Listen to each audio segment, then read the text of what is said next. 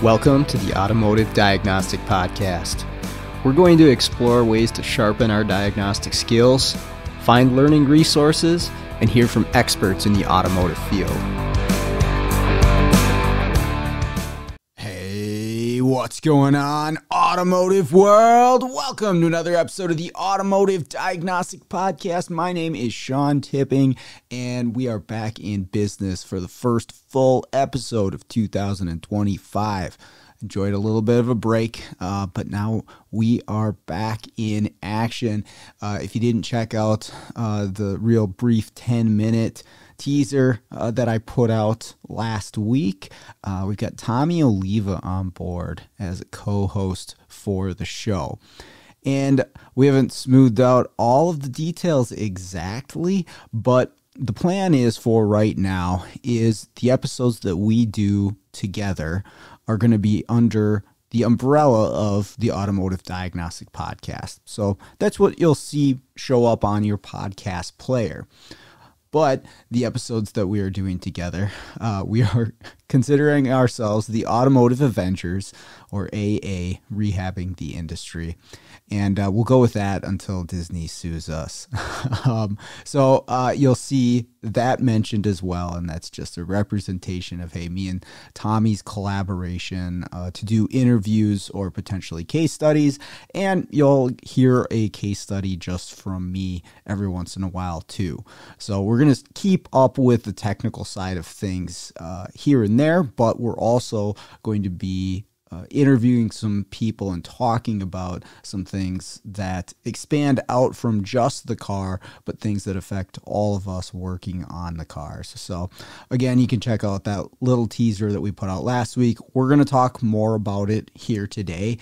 This is the first episode that Tomi and I recorded in 2025 when we were just getting started with this. So I know you're going to like this. I'm really excited for what's to come this year with the podcast, and definitely want to thank everybody for sticking with it. We've got some really cool stuff coming up.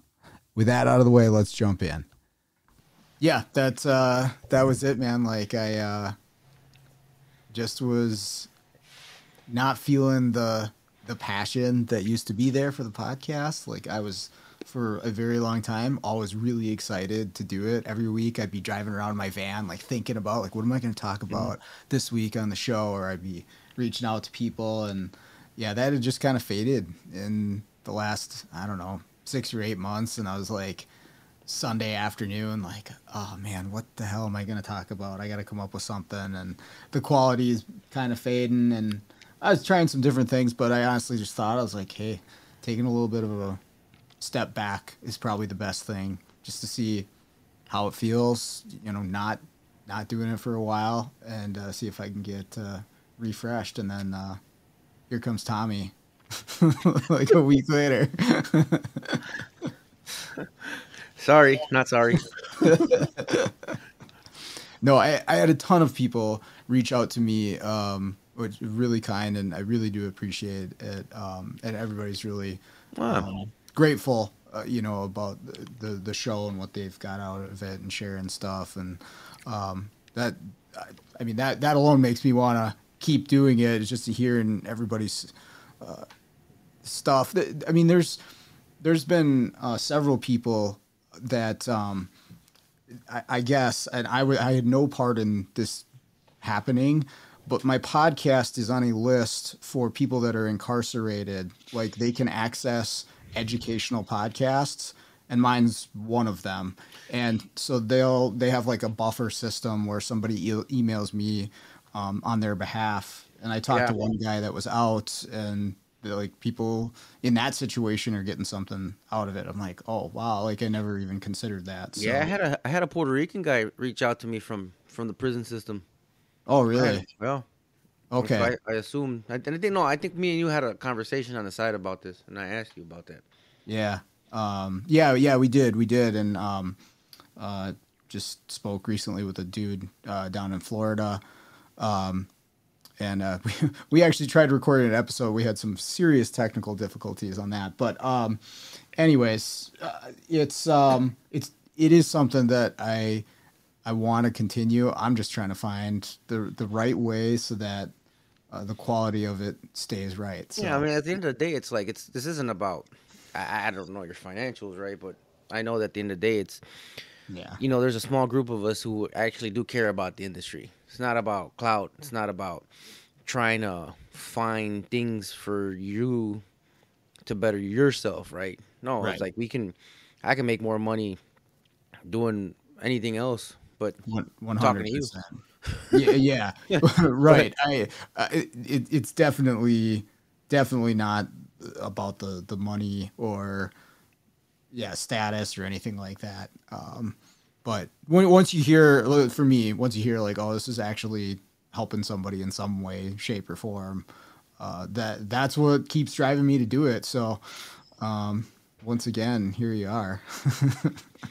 Well, my thing is, it's like sometimes it's more of a I don't want to say perspective, but a nice change of pace can help, right? Mm-hmm.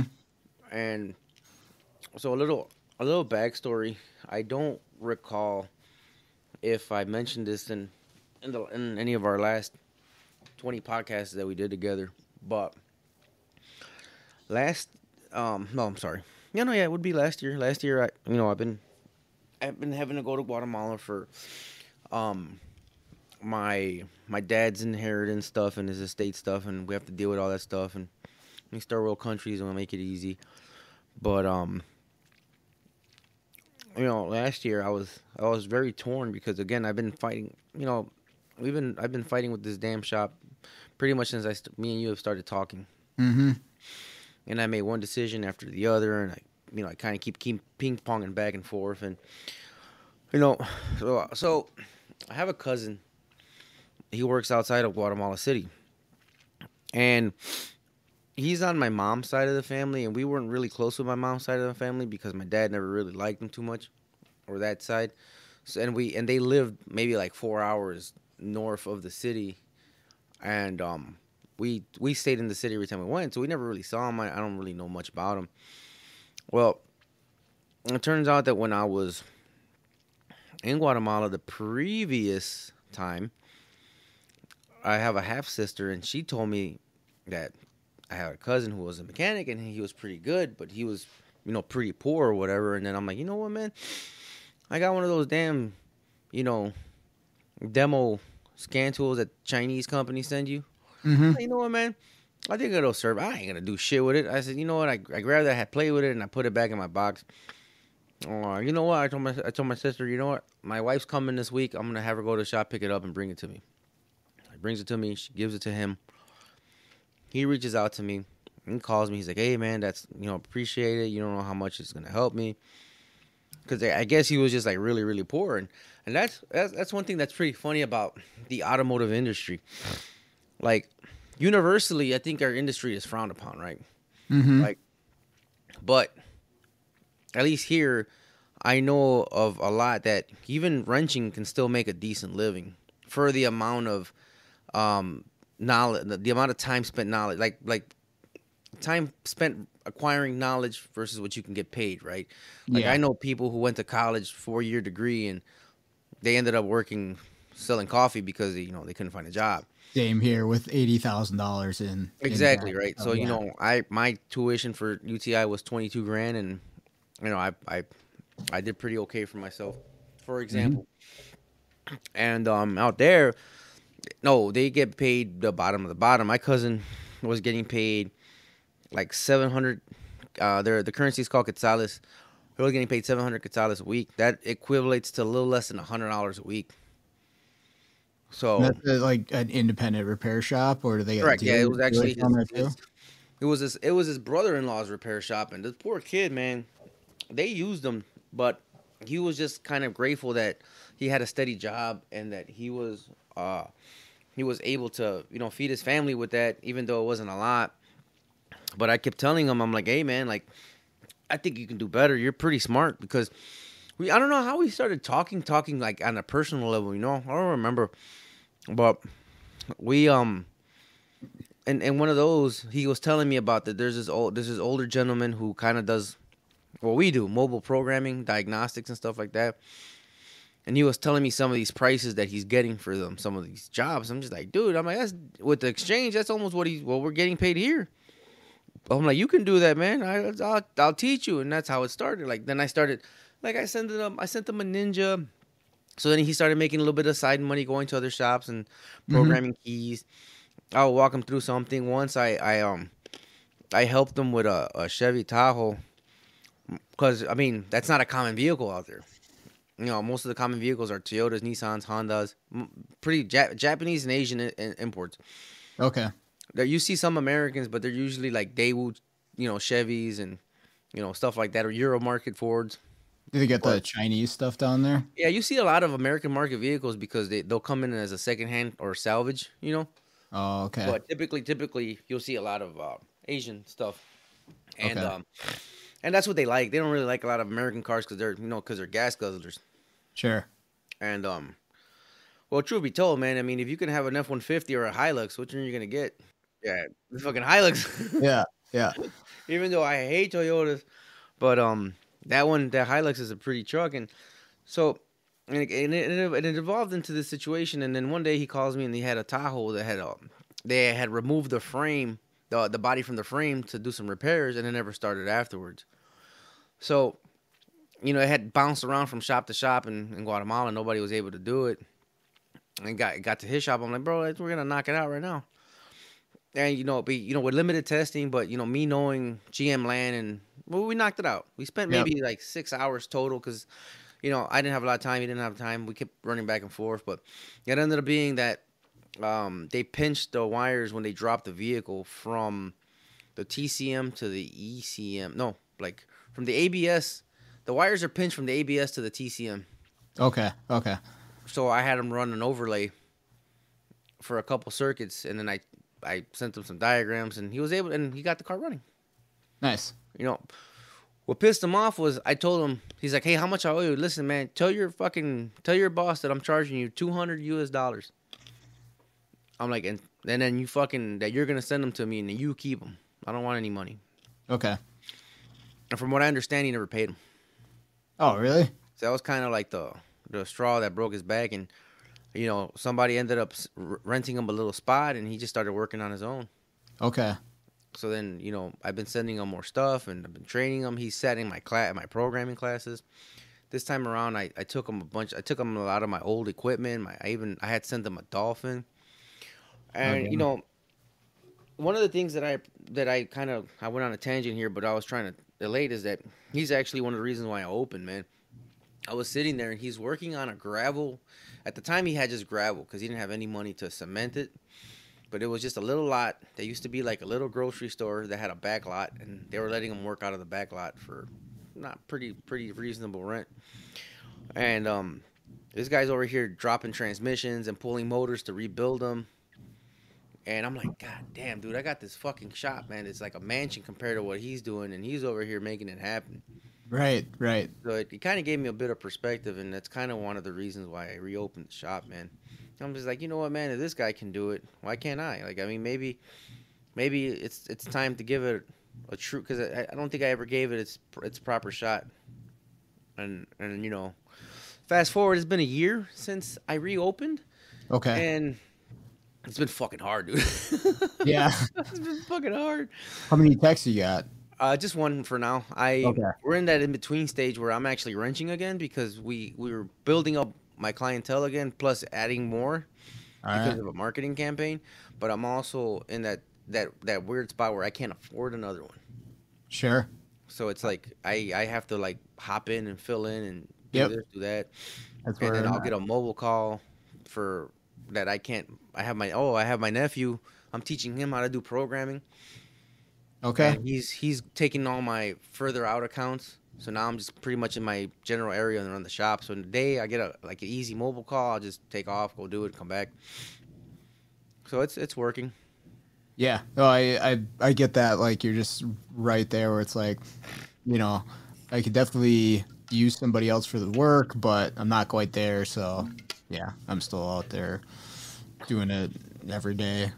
I'm trying to take like I'm starting with like a half every Monday to like where I'm not working on cars, but that's the most I've been able to regularly get away from it. Otherwise, I'm still So out there. that's also why, you know what I'm saying, it's important to have a change of pace, and it's very important because, man, you know, I've always worked hard. Like I always tell Mhm. people I'll work anybody. My problem is um I don't always do well with managing stuff, so that's my focus right now. And but also, like, I went to Guatemala a few weeks ago. Like, I literally just came back this Saturday. I was there for 2 weeks, and I couldn't get my mind to shut the fuck up, dude.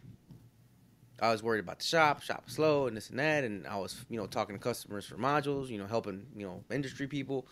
And I'm like, fuck, dude, man, like I feel like shit. I feel fucking like this. I feel like that. And then I just realized, man, dude, I've been running full steam for 2.5 years now. Mhm. Where I would, you know, go do my mobile during the day and then work on the modules and then doing the shop stuff. And then now that I open the shop and now that I'm wrenching during the day and then coming home to do module work, and then the weekends is Yeah. for. And I'm like, you know what? Nah, man. I had to sit down with my team, and I'm like, listen, guys, I'm like, let's go over the last few months and let's pick out the day that's the slowest. And I'm gonna stay home that day to work on my. Oh, and I've been teaching. Oh So yeah, right. yeah, and I've been teaching. So I'm like, you know what? What I'm gonna do is I'm gonna take one day to work on my teaching stuff because I got a couple new classes in the works that I Mhm. want to finish, and then I want to And you're going take down to one Australia. day off. Yeah, I gotta work on that one too. So, you know, sometimes we do need to take a break, but it's Mhm. also sometimes about perspective, right? Sometimes we just need a fresh perspective. Yep. And another way of doing things can kind of help you and help regain that. It's not so much focus, but that love for it, you know. Yeah, that drive. Yeah, definitely. Um, yeah, I can relate to so much of that. Where it's just like, where did my day plus night go? Like, oh, I worked and then I worked some more and then the What is it? modules. That this is out of that Malibu that I was texting you and Pedro about. Oh, This is you cracked it open. Does it have an eight yeah. legger or is it just a processor? There's no eight leg. I believe this Urgh. is my guy, although there's two more of them, but I think this is it. Um, I I had nothing that would read this processor, but I found some programmer online I ordered for like $100. I have no idea if it's gonna work, but um, it's got a connection point I think I can use on the board there, but I have JT, no yeah. clue. Yeah, we'll Mhm. see. That's a kind of a screw around thing because we swapped the old one in and that worked. Yeah. So, but Yeah. yeah, that's like yeah, you get everything else done, and then I'm gonna spend 2 more hours at home dinking around and stuff like that, and yeah, podcast and teaching, and I was I was coaching a couple nights a week at the gym that I go to, and Shit. I actually axed that too at the first of the year, and it's been nice to have just like a little bit of time to Yeah, like dude. okay, I Sometimes don't we have just, to work. something about healthy boundaries is just being like, dude, you know what, man? I just can't right now. I'm sorry. Hmm. I need some me time. Yep, yep. You'll survive. You guys will live. Hmm. What does the shop do when you go down to Guatemala? Is it still running? Somebody in charge Yeah, or no, what? it's open, so I'm running. I Okay, got my tech there, and then my service writer slash manager, he's running the phones and ordering okay, parts. nice, nice. Yeah, that's nice to have too. If you got some people you can rely on and you actually, get away from it a little bit, and the show keeps going at least somewhat. So, Yep. yep. No, yeah, it's been good, man. But like I said, you know, to this fucking trip, it's been really eye opening, man. I we have a couple of vehicles that are there, and I had my dad's Pathfinder restored. My cousin actually, he's he actually had a body guy who was really really good that helped him on a couple of jobs, and I saw his work, and I'm like, hey man, can you uh can you do my dad's truck, and then he was looking at it, and you know, he gave me a price, and I'm just like, yeah, just do it. And my cousin did all the mechanical stuff to it, and you know, so the Nissan was very sentimental to me, and I'm gonna try to bring it back home. Okay. But we also have a Tacoma, and we use that Tacoma to go throw out trash or go move stuff because one of our houses has a lot of land, and there was really nowhere to throw the trimmings, and they were high up. It's been a year since we were there, so we filled up the truck. We were going down a mountain, man, and the brakes went out going down.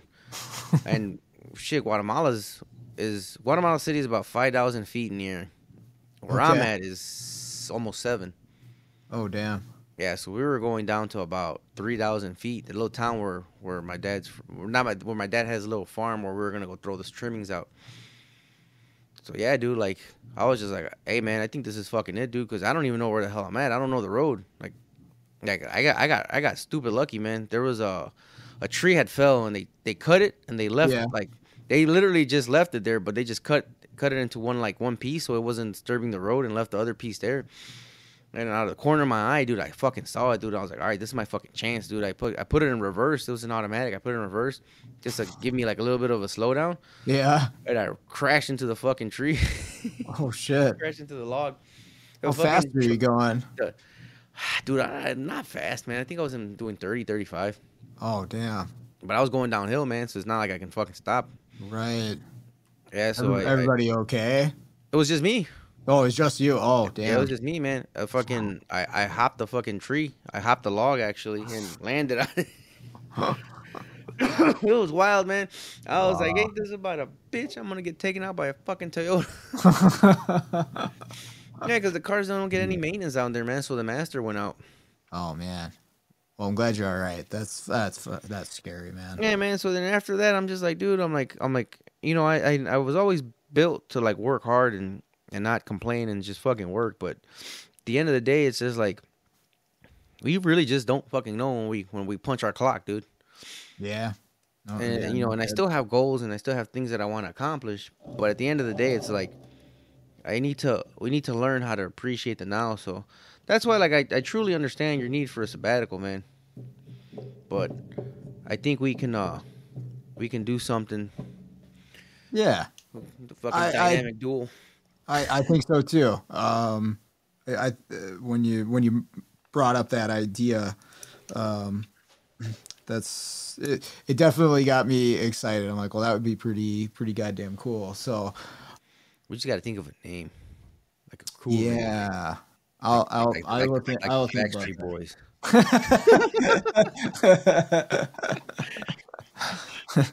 The Backyard Mechanic Boys.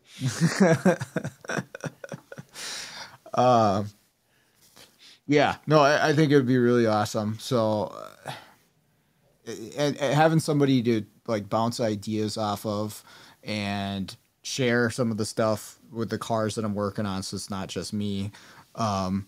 Like getting a little expert perspective on, hey, this is the case study, or this is this thing that beat me up, and you might just be like, oh well. Hey, why didn't you do this? I'm like, fuck, I don't know. Why didn't I do that? You know, it ain't that about a bitch, man. Like it's always something. It's just like sometimes when I talk to Pedro, we'll bounce ideas off each other's heads, and sometimes I'll be like, "Yeah, have you ever seen this?" I'm like, "Dude, I remember a couple years ago it was boom, boom, boom, boom." He's like, "Fuck." He's like, "I just spent a couple hours," or it'll be the same thing with me.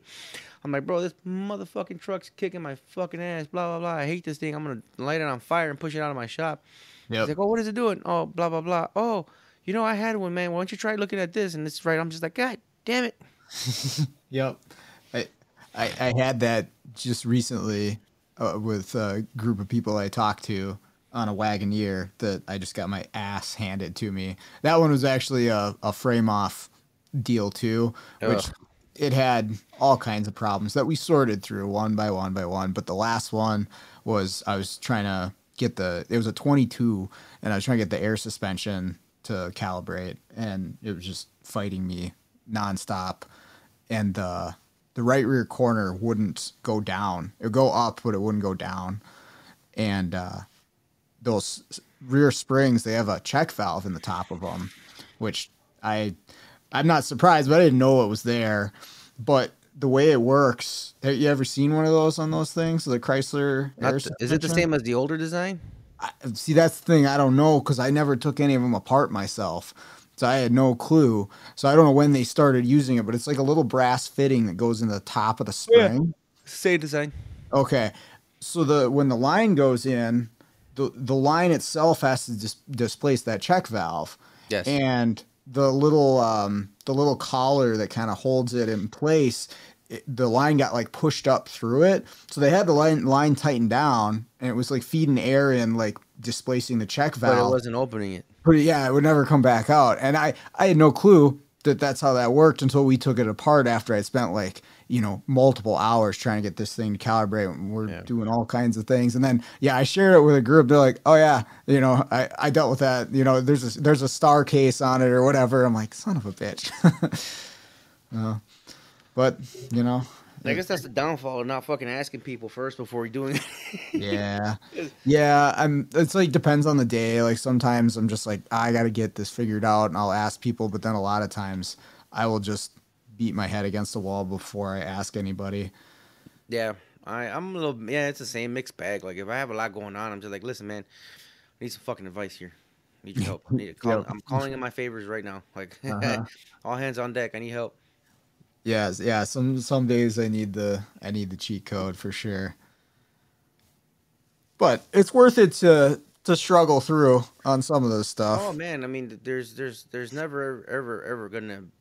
I'll never be in a position to tell you that I regret struggling, dude, because I'm born from the struggle, man. Like I came Hmm. from it. Like I programming, anything else, like just you kind of sometimes just have to just go at it and see what happens. Yep. Yeah, the learning software, that's another one where it's worthwhile. Some of these more intricate setups that aren't self-explanatory or intuitive, it definitely is worth it to like struggle through and figure it out and not just ask like, hey, what do I do when I'm trying to do this? You can get the answer, but man, if you can learn something along the way, then it's going to be so much easier for you going forward. No, I agree, and hoping that after this, um, our or your audience, my the audience will be receptive to something a little bit newer. Hmm. And maybe you guys leave some comments or suggestions of what you guys want to see. Yeah. You Yeah, know what I'm I'm all saying? Like, ears for sure to not know. not to. It's a little sad, man. Like not to talk about, but I'm not gonna name names. But the recent tragedy, the industry faced, you know, and I've seen posts and I've reached out to people and I've always seen, you know, sometimes sometimes we just need people to tell us it's gonna be okay, man. You know. So I'm hoping that all our listeners out there make sure that they're aware of their mental health, man. Like, Right. at least for me, it was always just like, you're not, you don't have any, you're just lazy. Like that was my parents' cure for like anxiety and depression. It was just like, you're lazy, find something to do. Which to a Mm, point, right? Like it's not wrong, right? Because it's the truth. Like for me, when I was battling anxiety, like my best days were the days where I was the busiest. I just didn't have sure. time to think about anything. But it doesn't discount anything. It doesn't discount how I feel. I still feel like crap. I'm just Yeah. not feeling it right now. Well, sometimes you can just distract yourself with so much busy work that you don't have time to think about your problems, but hey, guess what? They're still there. And you know what, man? Like social media is gonna be like 100 years from now when we're all dead and rotten in our graves. People are gonna study this time frame Mm-hmm. and be like, "What the fuck was wrong with them?" Yeah. Because social media is like it's like one of the best and worst things that we've ever done for ourselves, man. Like it's helped so many people in terms of like GoFund. There's like a lot of like even like with my cousin, right? Like 10 years ago, I wouldn't have been able to help him, but Mm-hmm. through social media, through internet, and I'm able to connect to him and teach him and better himself, right? Because that's really what we want, right? We want to better our field. We want to better each other. We want to leave our children a better life. Yep. But man, the bad part about social media is like, I'll give you an example. And again, I'm not gonna name any names. I'm just gonna name scenarios, right? Like, maybe like one day I'm not in a good mood. So obviously, you go drop a deuce in the bathroom, and you're scrolling on Facebook, and then you look at certain people who have notoriety, but then you really see who they are in private chats and the, you know, I don't want to say the obnoxious questions, right? Like the questions that you'll get, like, really, dude, really, like you're really asking me this, and because again, man, like I don't mind questions, you know what I'm saying, but there are certain questions, like, dude, aside from the fact that you should fucking know this, that information is easily accessible. Now, obscure stuff and stuff that I've done or I've learned because of my experience, I let those slide. But stuff that you can find easily, those irritate me. Mm-hmm. And so then I'm like, this fucking guy this is what he's doing now, really? And then you look at the comments and like, really? Everybody thinks this guy is some sort of genius. And again, for me, it's not about hating on anybody because I don't really give a flying fuck, man. I worry about me and worry about my business, and everybody else, I don't care. But it does put you in a fucking funk. It really does. Yeah. Like, it really, really, like, you're just like, man, this is some fucking bullshit, blah, blah, blah. He's getting credit for your information and your work, and it's just like, you know what, man? I'm over here in my feelings for fucking what? Nothing's gonna change. You know what I'm saying? All the truth comes to light, man. So anybody who doesn't know anything they're gonna end up falling on their face eventually. So what the hell does it matter? And then in the grand scheme of things, right? What the hell does it matter if you're worried about somebody who's being a fraud? Right. And that's where I've learned how to, like, just let things go for my own sake, right? And my own mental health and my own perspective of life, and which battles are really worth it, which lemons are worth the squeeze. Well, it's too easy to get caught up in that stuff, and it was a reason a while back. Like, I took the social media stuff off my phone. Like, I still go on Facebook if I'm on a computer, but that was such a good, like, barrier between me and it, because I was, like, full on obsessed, like majority of people are, with one service or another for a number of years. And like you say, good stuff comes out of it. Like, I probably wouldn't have met you and a whole bunch of other people that I know in the industry had it not been for the groups and stuff like that. But there's the bad negative side of it. You get, drawn into conflicts and people just posting shitty comments, just trying to be assholes. And it will ruin your day if you get sucked in to some of those interactions. It 100% will put you in a funk. I don't care who you are. Yeah.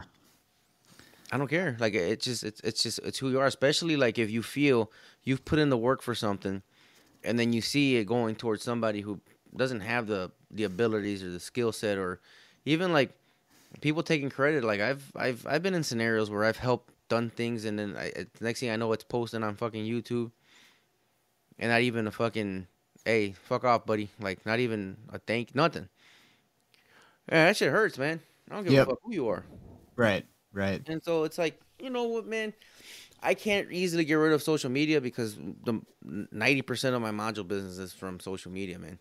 Okay. So I don't really have a choice, and then I have to answer quickly. But I'm trying to evolve to a point where I also am going to start teaching my nephew how to do some of this board level stuff, man. Okay. He's interested, and he's a barber, and he has a lot of free time. Okay. So it's like, you know what, man? I gotta teach somebody this shit, man. I'm gonna fucking croak, and nobody know, and then all my little secrets are gonna go with me. That's quite the transition to go from cutting hair to swapping e-prom chips. He's been with me before, man. The problem is he's always a nervous fucking wreck, man. So he got into a car accident when he was working with me, and it was just like, dude, I don't think this is for you, man. But we'll keep going, and next thing you know, he's like, you know what? I think I want to cut hair instead. All right, bro. I mean, but now he's starting to realize that, cutting hair, like any profession, it's a profession, right? Mm-hmm. But what are the odds of you actually becoming something, prosperous, right? They're not. They're very, very slim. There's a handful of barbers in the country who can say, oh yeah, they make six figures. So let's see what the future holds for him, and and me and Yeah. my patience. Yeah, some days that's what it is. I've definitely been there the last couple months at times. The cars will get you one day, the people will get you the next day, um, and then sometimes it's both. And I'm gonna go home. Yeah, the people, man. The people are making it a little difficult, man. Yeah, You know, and like I said, having that buffer with the service writer, because he just doesn't care. Like, yeah, whatever. Like, he'll laugh. He's like, "Hey, man, this lady wants to bring in her own oil and filter for an oil change." I'm like, "What did you tell her?" I told her it's the same price if we supply it. If she does. I'm like, "Well, that's a nice way of telling her to go fly a kite." She's like, "Yep." Sorry. yeah. I got Mike on the phones, and he's way better at that stuff than I am. Dude, some people Uh, just don't care. yeah, I can't, man. Like, especially like if you're attacking like Mike. Hey, man, you ripped me off, man. You tell me you ripped me off, we're gonna fight, man. Like, I always hated that term. I'm like, dude, I ain't ripping off nothing, man. Like, that's what I get. And no matter how you explain things and present things, there's always gonna be some jackass, man, mm-hmm. trying to get something for free or trying to get Oh their yeah, way. yeah, It's for me. It was a little. It was. I can say this, right? Like, I can say it was easier when I was doing mobile because, quote unquote, you're working with professionals, right? So they know the story. But nah, I felt worse. I explained it like this to a customer, a shop actually. I'm like, you know what I hate about being mobile? I told them. I'm like, this is what I hate. I hate that you guys are the professionals, but yet I still have to talk to you like you're a customer mm-hmm. because you're too dumb to know anything else. And if I'm just doing this for a little bit of money, I might as well just be at the shop and just charge all of the money if I have to talk. Because at least with the customer don't talk back. Like, he might haggle the price or whatever, but when it comes to the technical knowledge, he can't tell me anything because I'm the professional. You guys Yeah. think you know more than me, but yet here I am standing in front of you. Yeah, it's a struggle sometimes. It definitely depends on the person, the shop, and stuff. But there are places where It's like, it dude, you guys is. should go back to fucking fixing bicycles. Yeah, yeah, the stuff. Oh man, I mean, some days I feel like I'll feel bad for the shop situation. Other days I really don't. Um, and I guess maybe that's more and more common now. Or just like I don't feel bad. There's so many options to get better out there. So many training resources. Um, yeah, there was a Kia. I don't know if I shared this one with you or not. I sent it to a couple people, but they put in like $6,000 of parts and modules and alternators and batteries for this parasitic draw, and it wasn't the easiest one to solve. Granted, like to get to, because it wasn't always doing it. You had to have the car in a certain state, but it's like a little $5 bumper on the hood to move the hood switch that was missing. That was it. And like, who paid for all of that? That $6,000 worth of parts, and I And very then much and then doubt it we're was like, picked up. and this is the wild part to me, right? Like, we get called crooks, right? And some of these shops are crooks. I'll Yeah. say it, and I'll say it to Yeah. their face. Some of these shops are fucking crooks. But then you Well, talk to the customers, and they're happy. Oh, he fixed my car! Yay! It yeah. took me 4 grand, but hey, at least it's fixed. Yep. But then you charge them 4 grand worth of diagnostic time, and they'll punch you. Like, Hmm.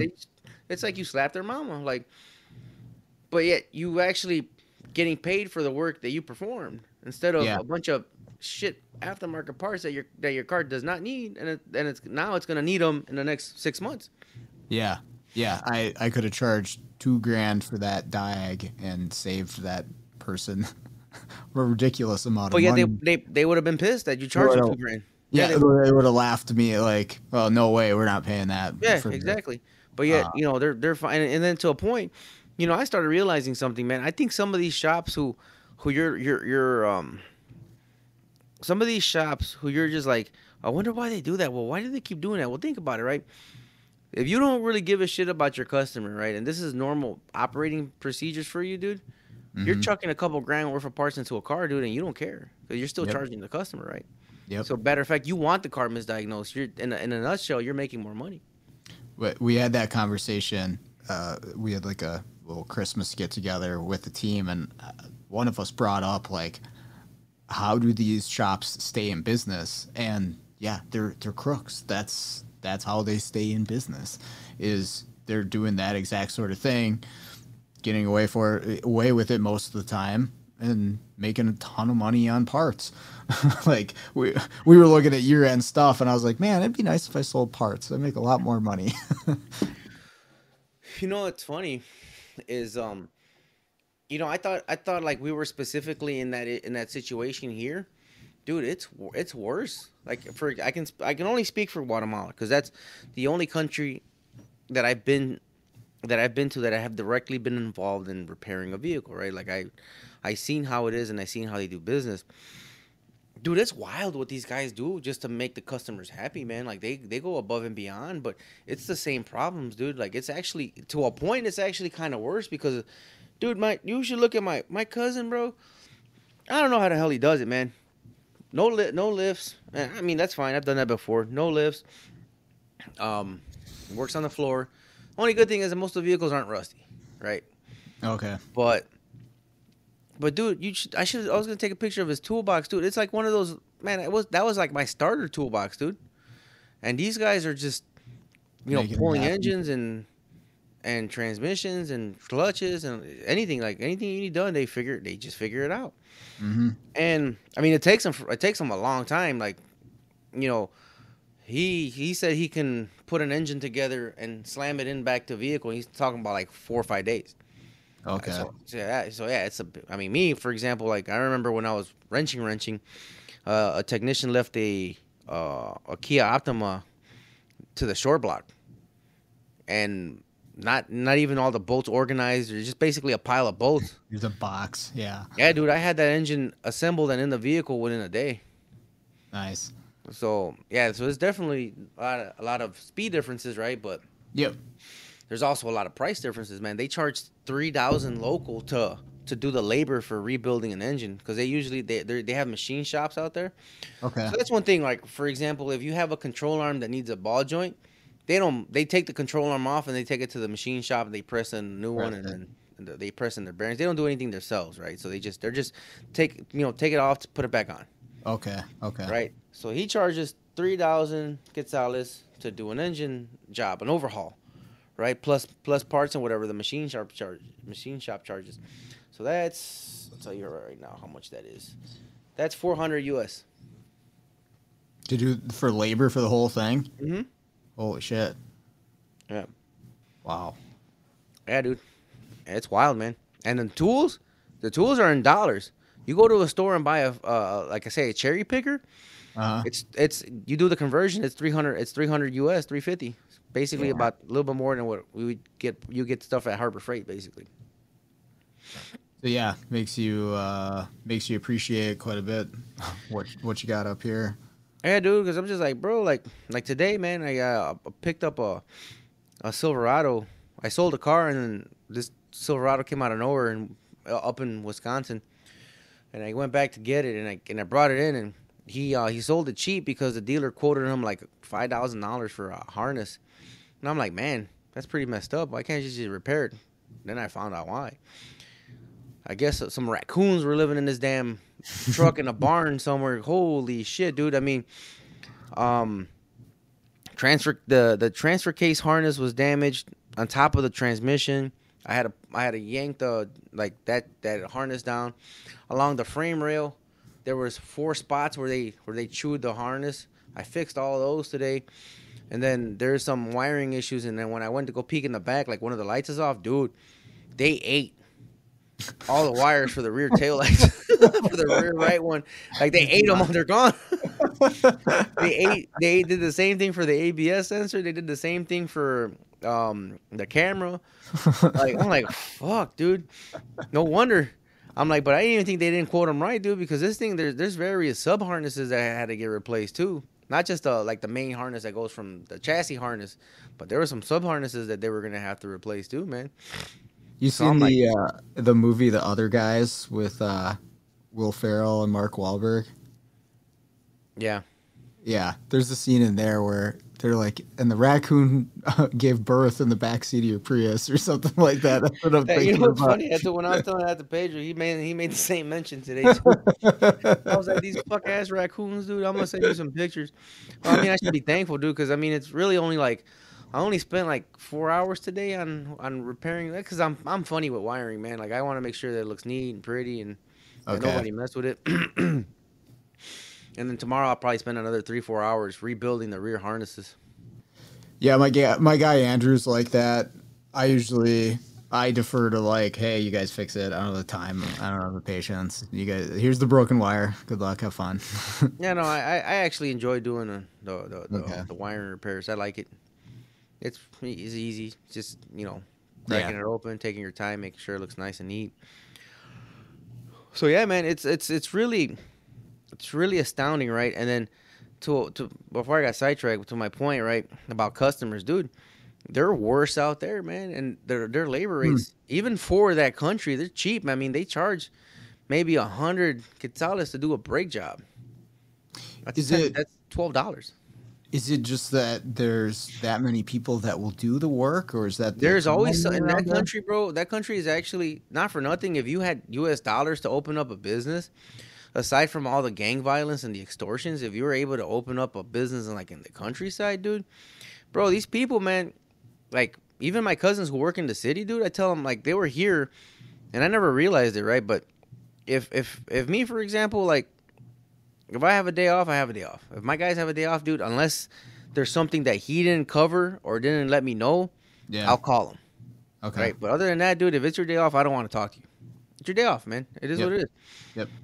It's my responsibility. I bear the fruit. I win if I win, if I lose if I lose. But I win on my own. And so my cousins were like always on the phone. I'm like, dude, aren't you guys on vacation? He's like, yeah, but we gotta answer the phone.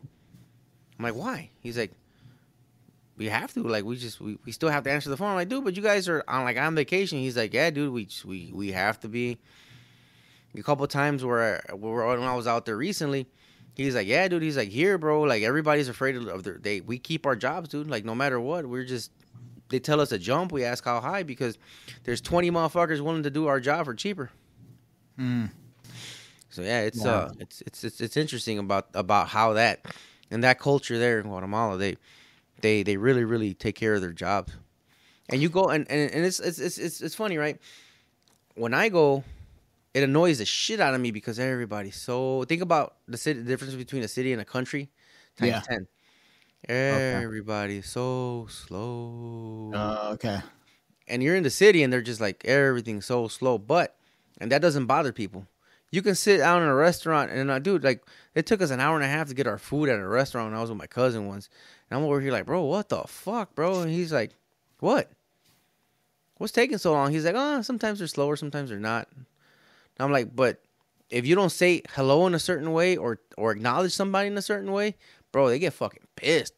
Mm. It's like, or like you go to fast food. Oh, hello, good morning, sir. How are you today? Thank you for coming. How can I help you? Over here is just like, what the fuck do you want? Yep. But you get your shit fast.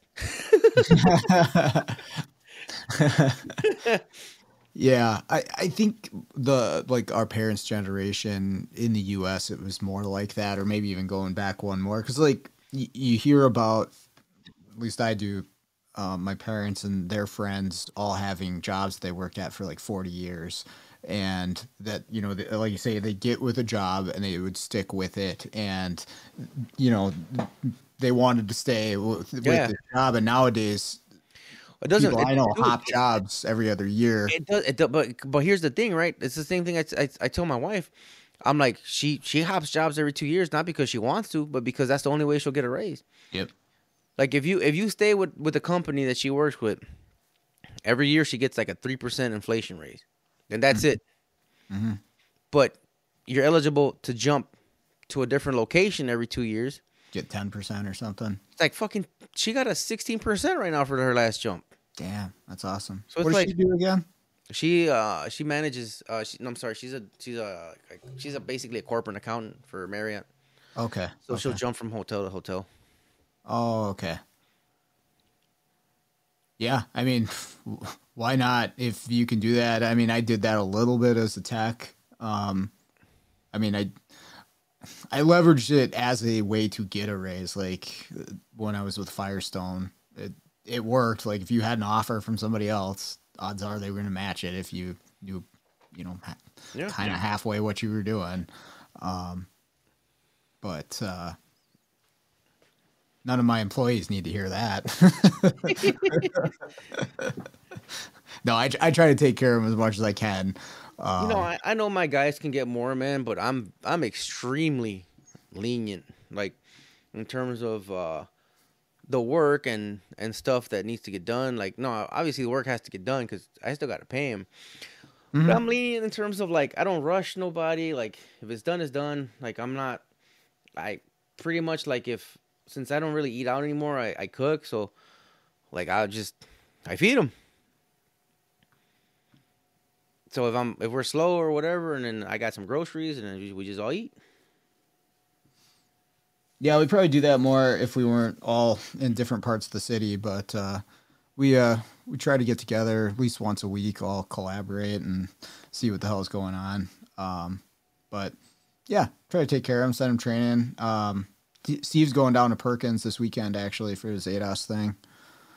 Oh, awesome! And, sending Andrew to Vision, and yeah, that's all that cool stuff. It's been an experience having employees. You've probably been doing it a lot longer than I have, but there's a lot of things to learn. Dude, it's hard, man, because I'm not. To a point, sometimes you almost have to kind of be a dick. Yeah. To get your point across, dude. Honestly, it's just, and no matter what, it's just. I think it's just human nature, man. We can't baby him too much. It's not good for him. No, so. no. That's what I'm saying. There's just like this line. I just think it's just having an employee is just, it's the same thing about a relationship with like with your partner or with a child, right? Mm-hmm. It's human nature to know what you can get away with. Sure. Sounds messed up, man, but I don't know if you have the same experiences that I have, but I just knew that for a time, the nicer I was, the more I got rolled over. So I just stopped. I mean, I'm still gonna be who I am, but it's just knowing knowing the differences between being somebody who's nice, but not a doormat. Mm-hmm. Well, like you say, whatever you permit to happen, that's going to happen. Plus, maybe a little bit more, and so you gotta be able to draw lines at certain places and pick when the right time is. Like, you can just straight up be a dick, but that's not going to work too much in the long run. But then that doesn't work anymore, man. It used to work. Yeah. Back in the day, but no, Mm-hmm. not anymore, man. Right. No, yeah, not anymore. Now it's more about. I tell my guys too. I'm like, I don't see myself as your boss, man. We're more like partners. I need you just as much as you need me. Whenever I introduce them at events, I say, "Hey, this is blank. I work with him." Mm-hmm. I try not to. Yeah, okay, I'm the boss. I'm in charge, calling the shots, but hey, we're doing this together. And maybe it's some of it too. Like I'm out in the field most of the time too, so at least I feel like, hey, I'm right there with you guys. We're all up against this stuff. Let's figure it out. Agreed. Well, who's our first guest gonna be? I don't know, man. I was thinking about Matt, but he's racist, so I think he can go black height. I hope he hears this too. No, I'm kidding. That'll be the trailer. I don't know. We'll see, man. We should you know what, man? Let's have our audience take a vote. Yeah, it's a good Who do idea. they want us to interview first? Okay. And we'll see how we can make it happen. Scotty Kilmer. That'll be the That'll be the day. Okay. Well, Hey, man, you can't knock somebody for making money, but fuck that guy. there's been a handful of people I've tried over the years to get on that just hasn't worked out one way or another. Maybe they just didn't plan want to do it, but maybe with your influence we can get a few of them. But Oh, you're gonna have to tell me this in private. yeah, I'll shoot you a message of a few of the people that I've just been like, man, it'd be really awesome. Or I'd get like a ton of requests. Hey, can you get so and so on? And yeah, You know what I'm gonna do? I'm gonna try to talk to my mentor here, or I'm gonna try to see if we can get JT on here. Okay. Holy shit! If I can get JT on here, bro, that's it. I'll die happy. He's very private, man. The guy's very reserved. Awesome individual to hang out with, man. Personally, but yeah, he's very reserved, and I don't blame him, man. Honestly, I don't blame him at all. There's another a guy, same thing. I don't want to put his name out there. I'll text you, but like he'd be awesome, but I just don't think he wants to. But it's one thing I like about JT is that he'll politely tell you no. And hey, man, that's fair. Like I've always tell people, dude, I don't read minds, man. Like you want to do it or not, like not cool, bro. It is what it is, man. No big deal. Not like oh yeah, man, we'll figure it out. No, it's yes or no, man. Like because then you're like, all right, one day we're gonna do it, and then you're to a point you're almost bugging them, you know? Yeah, nah, man. Yep. Like just open up your yap hole. I never wanted to be a pest or like beg to have somebody on, so you get maybe like a couple of requests. If it doesn't work out, okay, whatever. Yeah. Because I know I wanted you to talk to John, and yeah, I'm glad I helped with that one because John's such an awesome person. Are you talking about Rogers? Rogers, yeah. No, that was awesome to meet him. Actually, yeah, he's Rogers is such a good soul, man. Mm-hmm. Sweet. Yeah. Well, I'll come up with I'll shoot out a list of names, and you can come up with a few too, and then we can figure out something good. Cool. Let's do it, man. We gotta find the name, man. Something cool. You know, like you know, kind of like a fucking like a hero and a sidekick type of thing. You know what I'm saying? Or get like a little logo or something. Hell yeah, man! Like a little fucking. We get little superhero shirts to wear.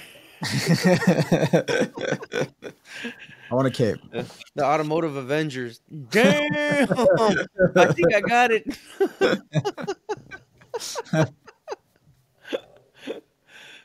Oh shit, son! Who's gonna be Thor? Who's got the long? It ain't me. I'll tell you that right now, fucking. I'll become close to Fat Thor. You could be Captain America if he smoked rocks for 10 years. he stopped going to the gym, drinks heavily. You're Captain America before the Super Soldier Series. Yeah. They haven't CGI'd me yet. I'm still waiting. You're the one that got beat up in the alley. Holy shit, that's funny, man. Uh-huh. All right, that's going to do it for today's episode. Thank you again, number one, for listening to the show, sticking with the show during the break, and all of the kind words that I've gotten in between, both when we took a little bit of a break and coming back to it. It's all been positive, so I really appreciate that.